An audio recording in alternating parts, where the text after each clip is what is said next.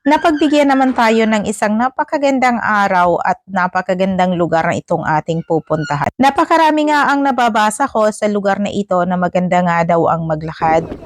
So ating simulan dito sa harapan ng Coast Guard hanggang tayo ay makarating sa Heritage in Gunners Park. So dito guys ang makikita natin yung mga alaala nung panahon na nagkaroon ng giyera ang England. Hindi po tayo magaling sa history kaya wala akong masyadong alam at hindi ko maikukwento, tanging panoorin na lamang natin. Hindi ko rin maipapaliwanag ang lahat ng nakikita ko dito sa lugar na ito at napakahirap magbasa at magintindi ng English nga guys. Nababasa ko ngunit hindi ko naiintindihan, lalo ito ay history ng UK. At ang kasama ko naman ipinapaliwanag nga niya ngunit hindi ko naman lubusang maintindihan at history nga guys, absent ako noon. Hindi rin ako masyadong nag-aaral.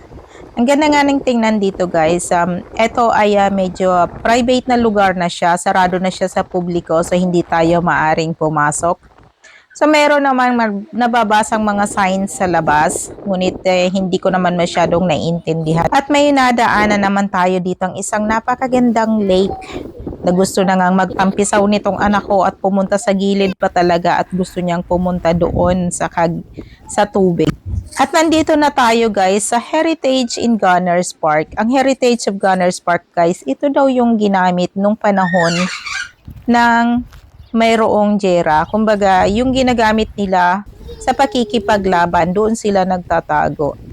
At marami na ding mga bagong kabahayan dito sa paligid. No, dito daw, sa mga kalapit na ito, may mga bahay talaga siya na kung barracks siya ng ginawa siyang barracks na mga military. So doon sila mga nakatira. Yung Gunners Park na tinatawag, sarado na siya so hindi natin makikita.